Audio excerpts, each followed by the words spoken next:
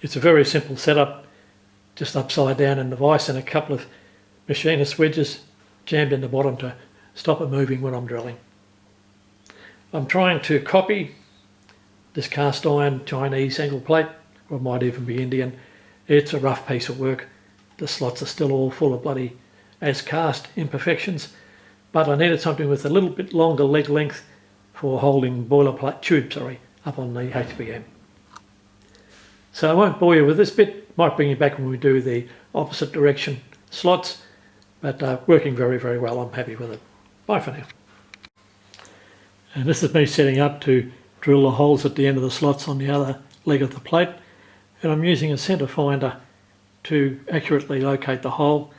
Now I run the centre finder down into the centre punch mark. It deflects if I'm not exactly lined up with the quill, and I'll just move it into place now. Other way.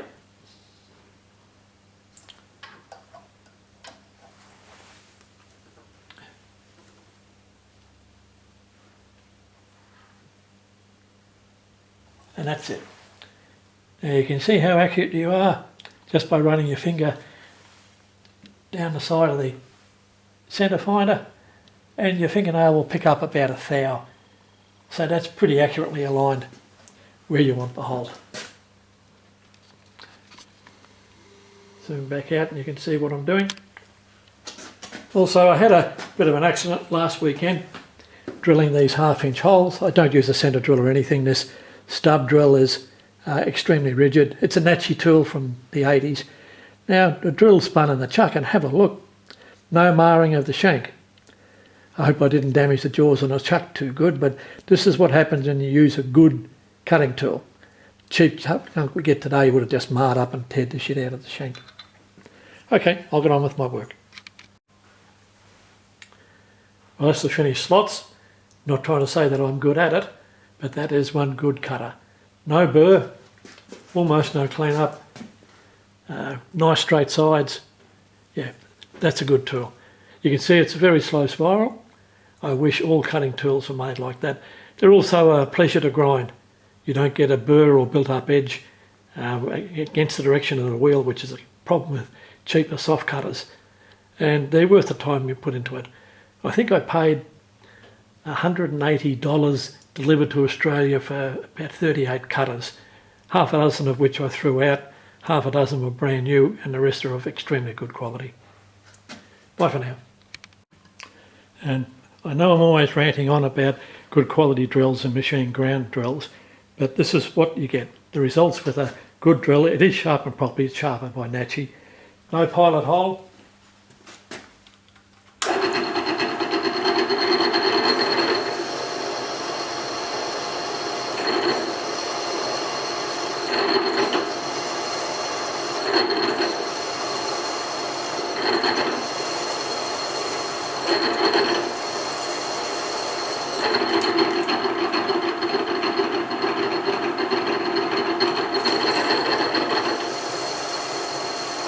I try and put a bit of lubricant on partway through.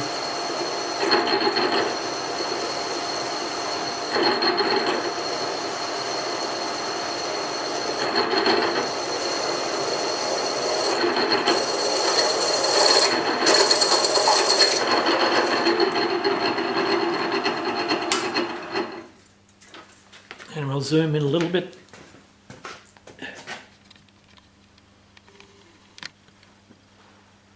Nice round holes, no burr, beautiful to size and clean. That's why I like machine ground tools. Well, here's a finished job in all its splendour. Still with all the swipe on, I'll wipe it off. Came out reasonably good. You just can't buy exactly what you want, so you make it. Just a bit of mild steel angle, and this will be used for clamping 200mm ID boiler tube on the horizontal boring machine to drill out holes for turrets, etc. I just can't buy what I want, and this is just a bit of scrap angle iron. So I'll zoom you back out, and there is number 2 at the back ready to go. And that's the angle plate that just isn't quite big enough.